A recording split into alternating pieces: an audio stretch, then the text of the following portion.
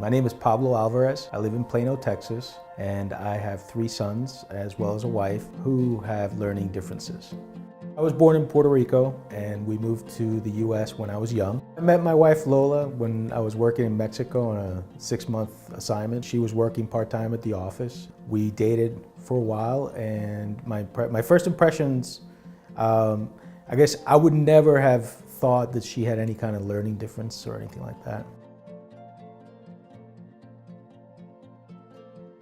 I guess it took me until our youngest, Jose, until he was actually identified with dyslexia, to realize that my children had learning differences. Before that, I knew that they had struggles in certain topics or with certain concepts or certain things in school.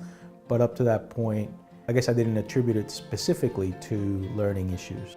I used to sit down and read with him, try to work with him on reading, because I knew he was struggling with reading, struggling with getting fluency in his reading. But the actual diagnosis for me was at the moment that really brought it home. It was hard for me at first. It's not something that I'm familiar with. I've always been a voracious reader, so I devoured books from a very early age. So seeing that my son was struggling was hard for me to kind of relate initially. Over time, I guess my thinking came around to, okay, what can I do to help him? My goal at that point became educate myself, because it was completely opposite to my personal experience growing up. My personal experience was school came relatively easy for me to relate and try to put myself in the shoes of somebody who's struggling to read, who's having challenges in school. That process took some time.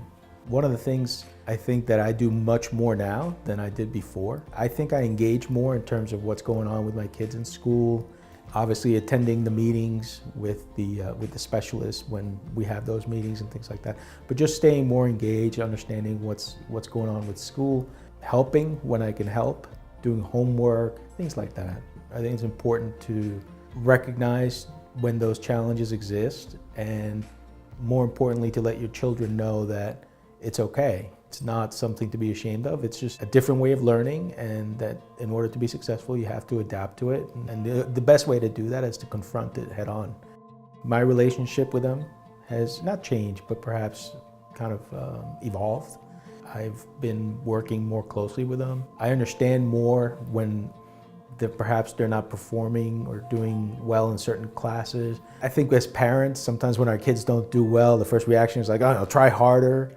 Right? But I think I understand now that it's not all about trying harder. Maybe it's trying differently. And so that's evolved for me in terms of working with them. I think it's important to step back and educate yourself so that you can try to support them and be a strong advocate for them. The family and the parental support and encouragement and advocacy makes a tremendous difference. At least it has for us.